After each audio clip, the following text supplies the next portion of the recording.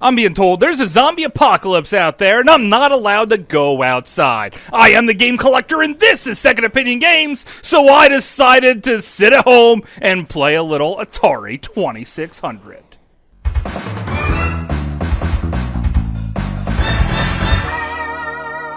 Second Opinion Games. Like most people that play a little Atari, there's certain games that I reach for every single time I turn on the system. And because I have those games in alphabetical order, I might as well cover them in that order. Now, this is not every single game that I love, and not all of them that I play every single time I turn on, but this is just a small handful of them. If you want more, maybe I'll do another video like this in the future. So I sat down crisscross applesauce in front of my floor model RCA, and I started playing some of my favorite games. I started things off with Aqua Venture. Now, this is a pretty cool game. You're in the water, and you have to dive deep to collect some type of treasure on the ocean floor, and then make it back up to the surface before you completely run out of air. And to help you make it to the surface altogether, there's a cute little mermaid here, and that's kind of cool. My biggest problem with this game, though, other than the fact that it gets ridiculously difficult later on in the game, is the fact that your character is blue, and so is the water. So sometimes you blend in to the point where you can't actually see your character, and this makes things really tough. Also, the game itself gets progressively harder, as every single level that moves forward, you have to go down farther and farther, and then it seems that you have less air. It's a great game to catch your high score, like most Atari 2600 games, and it's just one that I think you should continue playing. Beam Rider is another one I think is pretty cool because you're set on this little grid, and at first glance it's a normal Atari 2600 game where you have to shoot down range to blow up space aliens. Yeah, you're always fighting space aliens, or so it seems, but when you beat all the different critters on a stage, then a mothership shows up, and you have these special photon torpedoes that you have to launch by hitting up on the controller. Usually I end up just hitting the different projectiles that the mothership shoots at me, but occasionally I do take that mothership out, and boy is it ever satisfying. I certainly recommend you track this one down. Chopper Command is another one of my favorites because of how freaking fast it is. It's a little bit like Defender, only you're defending trucks instead of people, and you're shooting down real world helicopters and freaking fighter jets that are on a kamikaze mission. Yeah, it seems like they're always running into me trying to blow me up. Yeah, I cannot stop playing this one. Even though it's simple, I actually like it a lot more than Defender itself, and boy, does it get tough. If you liked Combat, well, Combat 2 is graphically a far more impressive game. However, I only have a 5-year-old to play with me here, and he's not super good at playing Combat. He just throws down the controller and says, I can't do it, but it's cool. You even have some regenerating health here, and it's kind of interesting. But I'd rather be playing Crystal Castles. Yes, Bentley Bear, one of my favorite video game characters of all times, has to basically pick up these little pellets. It's sort of like Pac-Man, and dodge the different enemies. There's some killer bees that are super terrible and out to get you, but this witch kept on giving me nightmares as a kid. I am not even kidding on that one. Also, there's these weird creatures that just eat the pellets, and you see them go down their neck, and you can actually kill these guys if you jump over them just right when they're swallowing the pellets, but it's really tricky. There's also tree enemies here that you could jump over them and they'll turn back to trees, and you do seem to move much faster at diagonals than just going straight up and down. The elevators take a lot to get used to here too, but overall, Crystal Castles is a must-have, and everyone should play it. Enduro Racer just might be the best race car game on the platform. It starts off relatively simple. The action button is for gas, and your engine really hums quite loudly. It won't be too long before you make it to a snow level where all the sound effects seem to change just a little bit. You try not to run into the back of the other cars on the road, and yeah, you'll be even driving through fog and even doing a little bit of night driving where you only see their taillights. lights. Yeah, this is super cool and super far advanced. I almost think that this is better than like half the driving games on the NES, and you do seem to have precision controls at your disposal here, even with the old Atari 2600 controller, because I'm not a punk and using Genesis controllers like everyone else. Which leaves me to Freeway. It's like that joke, why the chicken crossed the road. Yeah, that's the whole game. You have to run to the other side of the road. There's a certain time limit, and the whole thing is trying to get your score going here. And this is a two-player game right off the start, but you can still play alone. Yes, it's just pushing up or down, and that's all there is to the entire game, and that's all the game really needs to be. It's sort of fun for everyone, and even my 5-year-old had a good time playing it.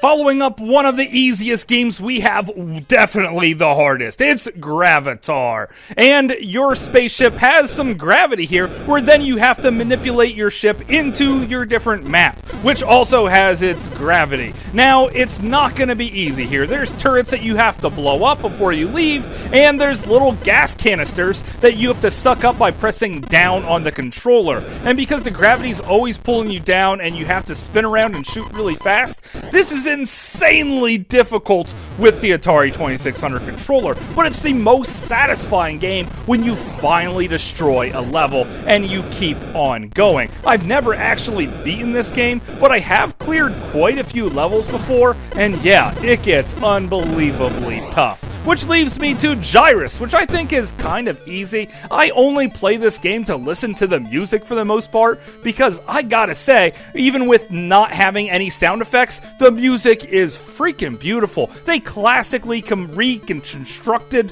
classical music here, and I'm just saying, it sounds really good with the Atari tones. This is definitely the best music of any Atari 2600 game.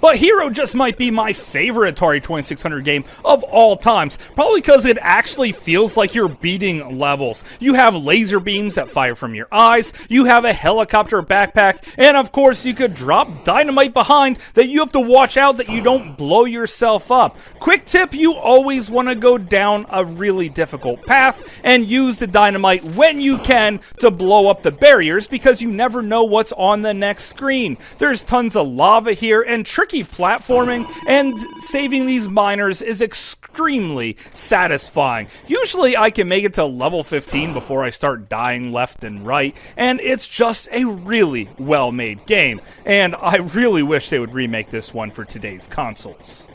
I can't even think about turning on my Atari, though, without playing a little bit of Jungle Hunt. Maybe it's the fact that there's just so much going on here. You start swinging from vines, and then you jump into the water, fighting alligators. Next thing you know, boulders are flattening you, and then you have to dodge these cannibals, all to save your girlfriend who can't stop breakdancing, and then you do it all over again. It's good for a quick 5 minutes, and then I move on to something like River Raid here, where you just try to get fuel and keep your ship afloat. Is this a ship or an airplane? It looks like an airplane, but you're on the water and you're picking up fuel like this. It's just kind of weird. Overall, this one is something that most people love, but I just turn on for a couple minutes and then turn it right off. I'd much rather be playing something like Solarius, where I'm in outer space, and again, this feels like a full-fledged game. You have different worlds to go to, you could save freaking planets or just let them blow up, you have to manage your fuel supply,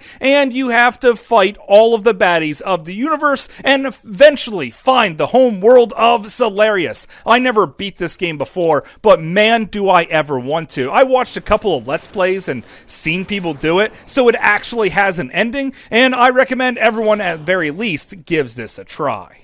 Most people, though, consider Yars Revenge to be the very best Atari 2600 game ever made. You either play as this fly or as a spaceship trying to get revenge for your planet being attacked by these alien creatures, depending on if you read the comic book or just read other people's fan theories about the game. There's a force field in the way, which makes you invulnerable to the bullet that just seems to be a heat seeker that flies around the map, but there's also the Death Star looking thing that turns into something that looks kind of like a swastika and fires at you. Man, this thing is deadly. So basically you have to destroy the barrier that shows the Death Star thingy, and then you have to pick up a torpedo that sticks on the other side of the screen and then launch it just right to blow it up. There's 2 different levels here, and eventually the game gets really hard because the heat-seeking missile becomes so fast it becomes nearly unplayable.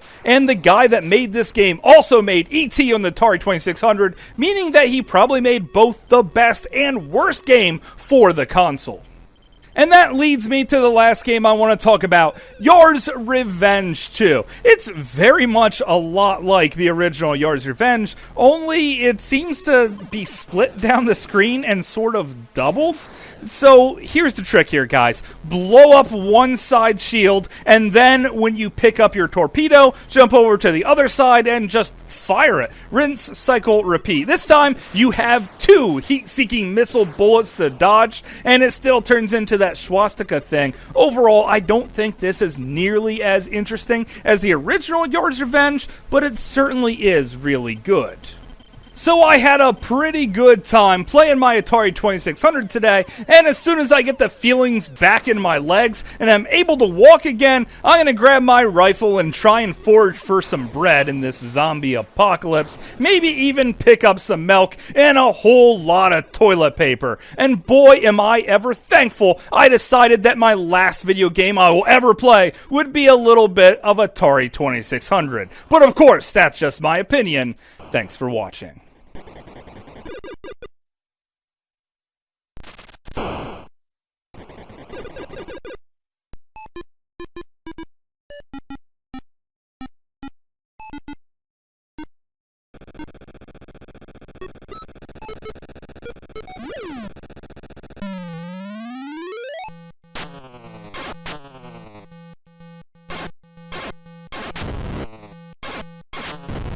Hopefully you guys enjoyed this video. I had a great time making it, and I was just kind of joking about the last games I'll ever play. Of course, I'm going to keep doing this for a really long time, so I want you to tell me what your favorite Atari 2600 games are. Did I already play them today, or is there a few out there that I really have to cover in the future, which I already know that there is, because there's some more I really like, but I just didn't want to put them in this video. I want to save that for another time. So if you have some ideas, please leave them to me. I'm always looking for new games to play, and until later, I will see you again, guys.